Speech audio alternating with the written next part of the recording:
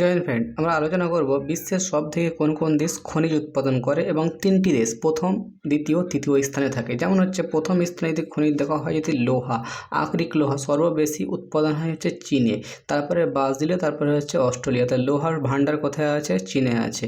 তারপরে হচ্ছে তাম্র আকরিক হচ্ছে চিলিতে সবচেয়ে বেশি তাম্র পাওয়া যায়, তারপরে হচ্ছে চীন, তারপরে হচ্ছে পেরু। এবং এটি হচ্ছে চিলি, পেরু এগুলো হচ্ছে মানে সাউথ দক্ষিণ আমেরিকায় পাওয়া যায় এবং চীন হচ্ছে আমাদের এশিয়া মহাদেশের মধ্যে আছে।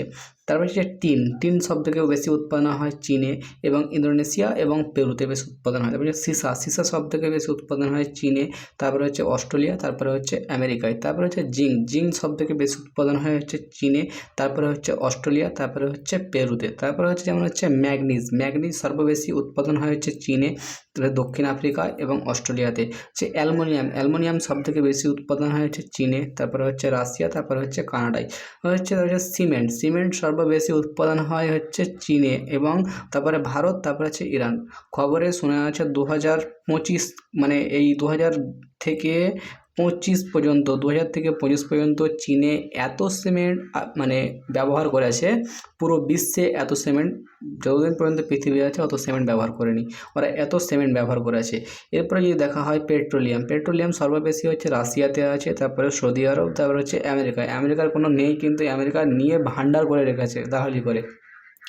প্রাকৃতিক গ্যাস সর্ববেশি আছে আমেরিকাতে, তারপরে হচ্ছে রাশিয়া, তারপরে হচ্ছে কানাডায় প্রাকৃতিক গ্যাস আছে। হচ্ছে রূপো সবথেকে বেশি আছে মেক্সিকোতে, তারপরে হচ্ছে চীন, তারপরে হচ্ছে পেরু। কয়লা সবথেকে 1 নম্বর যে খাঁটি কয়লা সেটা হচ্ছে চীনে আছে, তারপরে হচ্ছে আমেরিকা, তারপরে হচ্ছে ভারত।